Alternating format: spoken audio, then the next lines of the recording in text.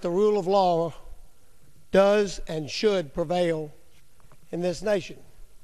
We have a poster here that has a picture of our president, and as the gentlelady just pointed out, he points out, I campaigned on changing Washington and bottom-up politics. I don't want to send a message to the American people that there are two sets of standards, one for powerful people and one for ordinary folks who are working every day and paying their taxes.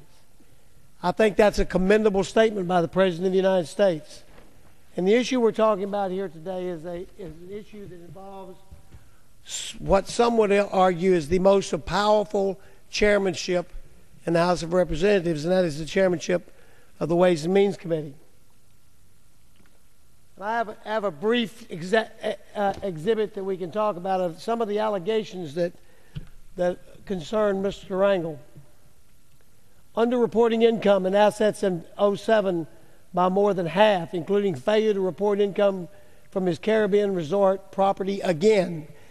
If those who have been listening will recall, this all started because the chairman got up here on the floor of the House and told us that he had failed to report rental incomes for certain years on his Caribbean property. And he said, but I paid the taxes, and if they assess any penalties and interest, I'll pay the penalties and interest.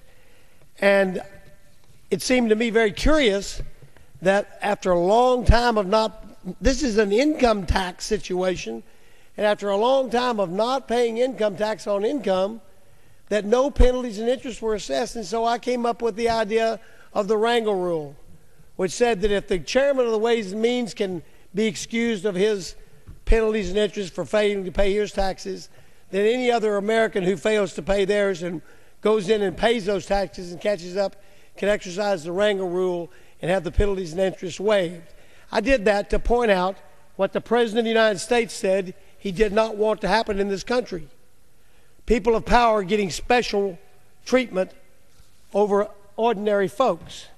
And so the purpose of it was to point out, it looked like to me that's what was going on here. So that's happened again. Underreporting of income and assets by Rangel aids. Not only did the chairman not report these things, but people he's responsible for didn't report them. Lease of a multi-rent controlled apartments in Harlem, a special lease. Rangel's use of house parking lot as a spot for a long-term storage of his Mercedes. Failure to report and pay taxes on rental income on his resort villa in the Dominican Republic. Alleged quid pro quo trading legislative action in exchange for donations to a center named for Rangel at the City College of New York.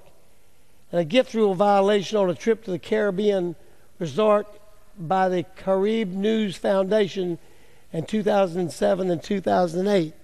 These are a list of some of the allegations that are going on.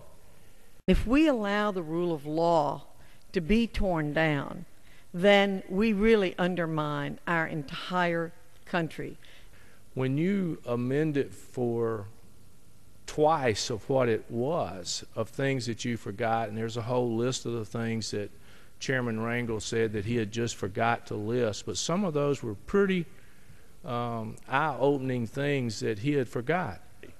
But here in the House of Representatives, the rules of behavior, the standards of official conduct, indeed the House Committee on the Standards of Official Conduct, are pretty darn sacred too, Madam Speaker. We need to preserve the appearance of propriety and protect against the appearance of impropriety